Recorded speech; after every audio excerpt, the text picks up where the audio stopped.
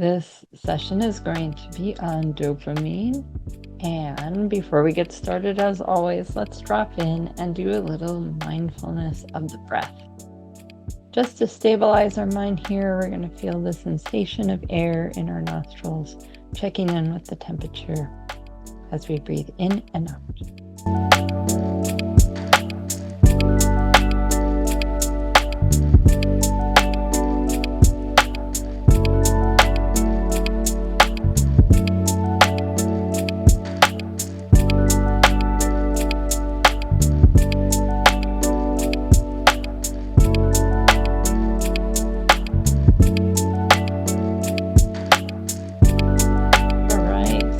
Get into a little bit of the science, and we can do a contemplation on one of our favorite brain chemicals, dopamine. A lot of people associate dopamine with reward, excitement. It's certainly involved in those things. But maybe you didn't know that dopamine it's thought to originate in bacteria, or even a precursor to bacteria. It's found in plants, it's found in animals. It's a very ubiquitous chemical in our natural world.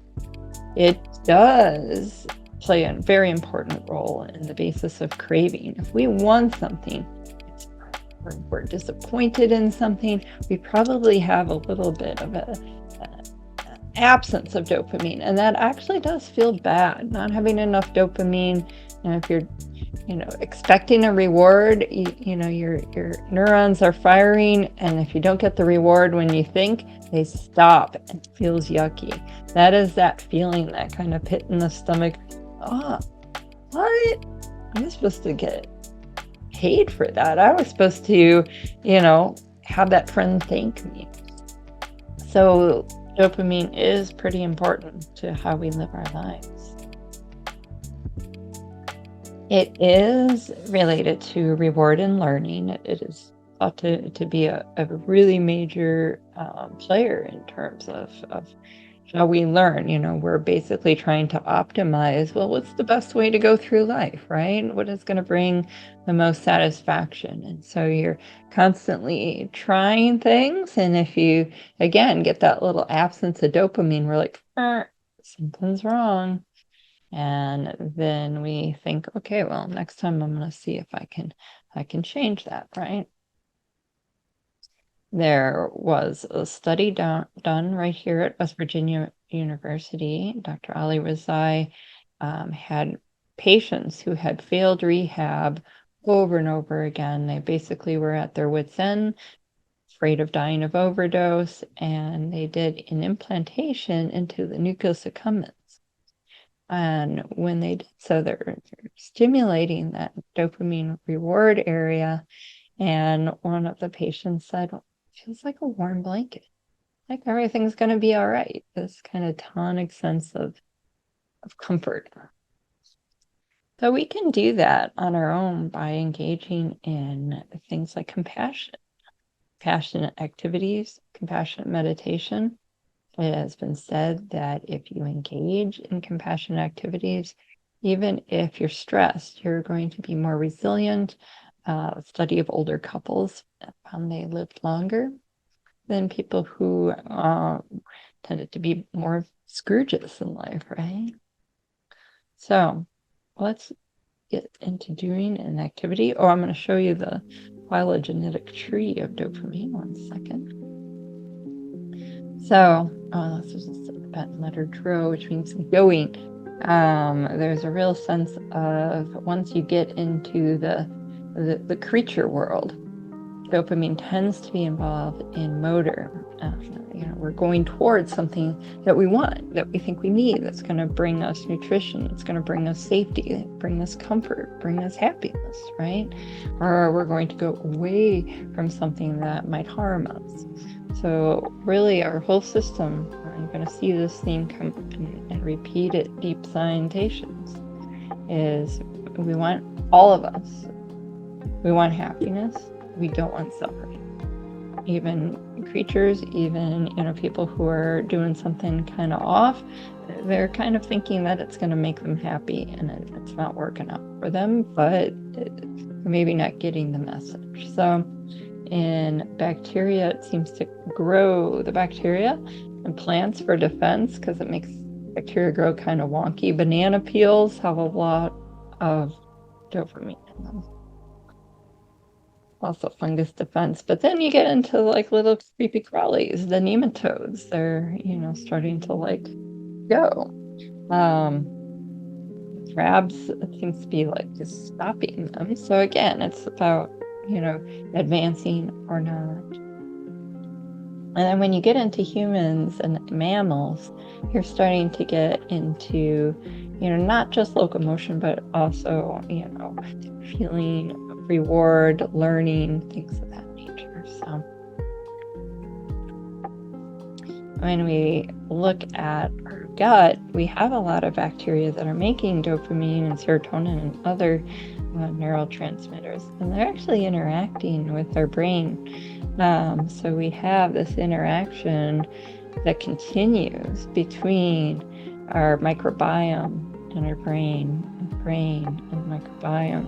So we are living in a synergistic relationship with some of the early creators of the dopamine molecules. So that's something to contemplate. So let's do a compassion meditation that has been shown to activate the same nucleus accumbens and other regions that when they put electrodes in, they show more activation of dopamine, and it leads to that warm blanket feeling. So you can do that without electrodes. Let's give it a try. So whenever we do any sort of meditation that involves creating a feeling or sensation, we want to balance that with stability. So we're going to start out with a stabilizing meditation on the breath, do the compassion meditation, and then end with stability again. So let's get into posture. If you're really tired, I understand some people might be chilling. Having a straight spine, though, is going to make it easier for you to have enough alertness to be able to do the practice without falling asleep. So let's give it a try. Let's start out by feeling the temperature in our nostrils.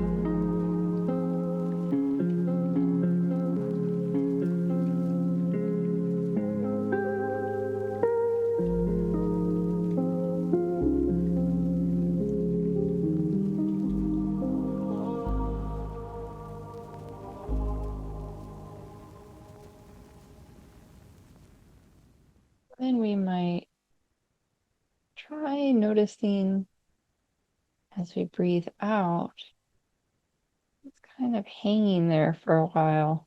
There's kind of a gap, and sometimes in that gap, we can observe whether, are we thinking in that gap, or are we not thinking in that gap before we breathe back in.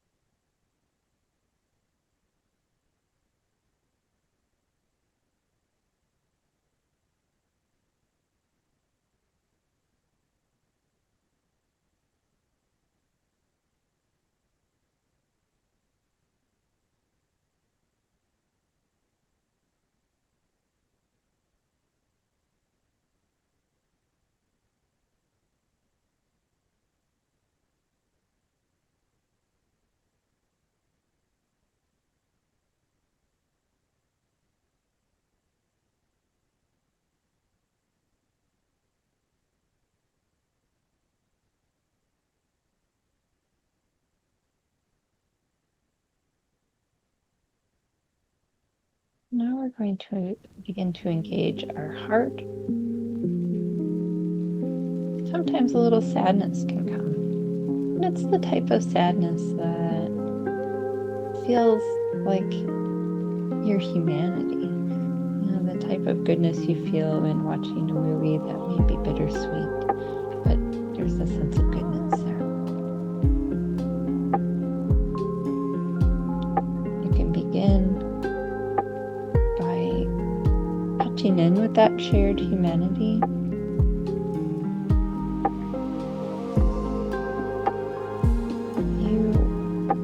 Your brain is trying to optimize using dopamine as one of the signaling neurotransmitters for that, a sense of equilibrium, a sense of happiness. As we share, as you saw in the evolutionary tree with so many creatures, with all of humanity. So we can think of a time where we might have felt sad or stressed. Feel a sense of warmth for ourselves.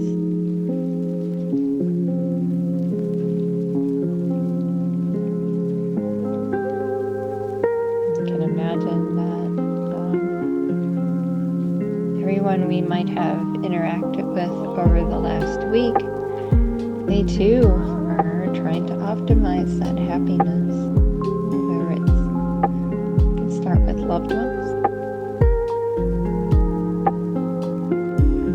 family members, or just trying to be happy in life, trying not to suffer.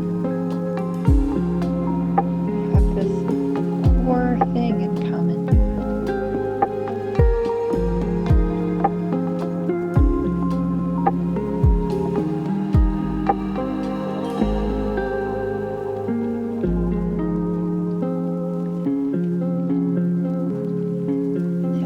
Start to expand to think of people that we don't know very well, and people who we might have passed in our car driving around town in the last week.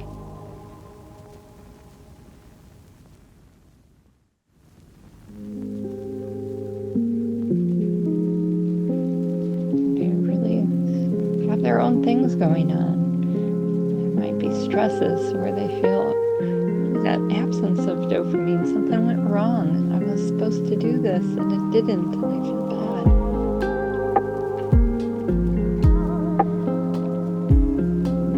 Somebody else has a sense of warm glow from something that did work out.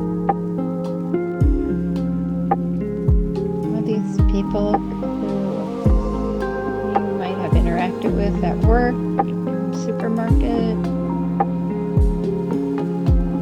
DMV, anywhere you might have been over the last week. Classes.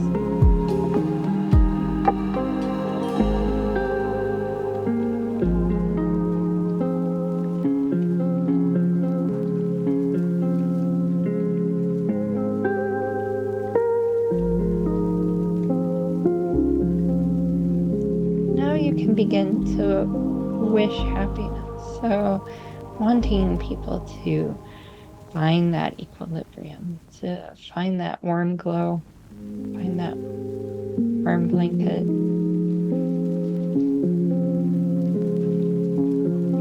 Starting with our loved ones.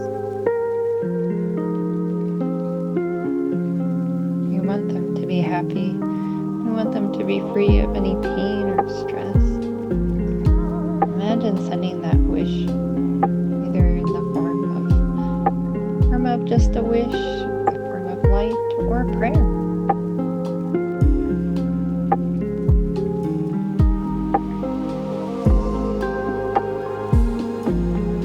Imagine in your imagination that they are a bit happier. If they had some stress, it's like a burden lifted up off their shoulders, and they can breathe a little easier.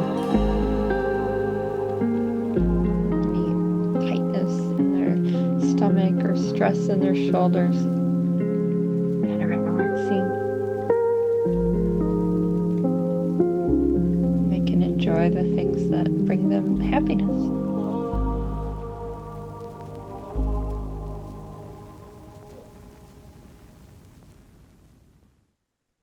And now you can spread that to include all these mysterious individuals that are, driving in cars that you pass, or shopping at the grocery store. They each have their own world of joys and stresses and pains and heartaches and grief. Imagine that same wish for happiness and freedom from suffering. Imagine that they experience that warm heart.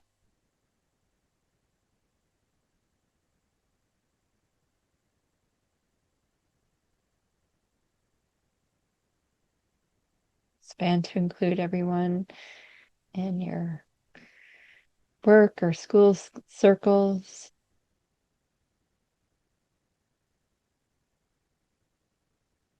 People you sort of know, people you might not know at all.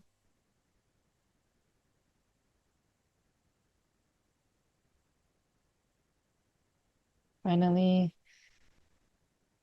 kind of sending this wish for compassion and that warm heart, just without thinking of anyone in particular. I'm sending it in all directions. That whether it's a prayer, whether it's in the form of light, just the general wish, just, gee, I just wish everyone could, find that sense of happiness. And generally, when you find that genuine happiness, kind of troublemaking or problem making ceases, because it usually comes from doing things, in a bit of a maladaptive way.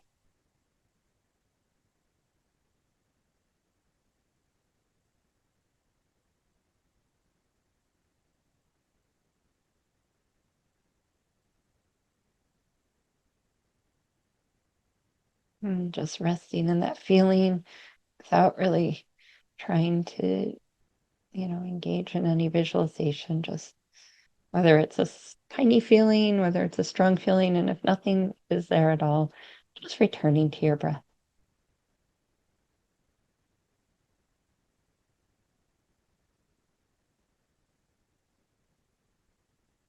And now for everyone, just return to feeling a sense of groundedness with your feet connected to the earth, kind of stability aspect. And feeling the sensation of air in the nostrils again.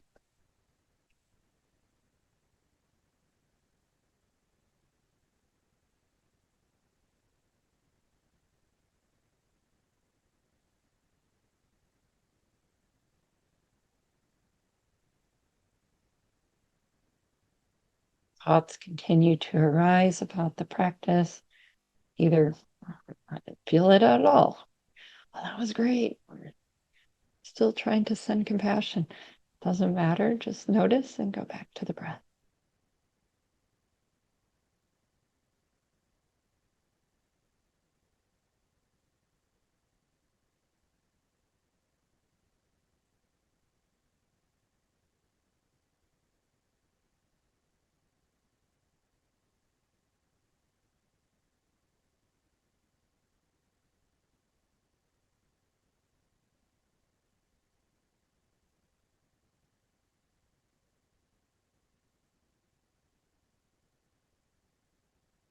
And finally, in coming back to our normal mode, we can maybe continue to contemplate throughout the day or week. When do we? What are is it kind of true that pretty much every moment we're deciding if we are meditating in terms of, is our dopamine motivating us? Do we feel that sense of reward? Or do we feel that absence of like, ooh, something didn't go the way I thought, or I went through the day and forgot something. I still have to deal with that. Oh no. Um, you can connect with that warm feeling, even if you feel like you didn't complete a task, or I think it will help create that continuation, right? It's a going molecule. Yeah, it kind of helps keep you going. You can wish the best even when things don't work out, and maybe that'll help your brain get back to it without having that barrier of, "Oh, no, oh, no." And I think sometimes we have the best intentions, but our intentions can get in our way if we can't hack our brain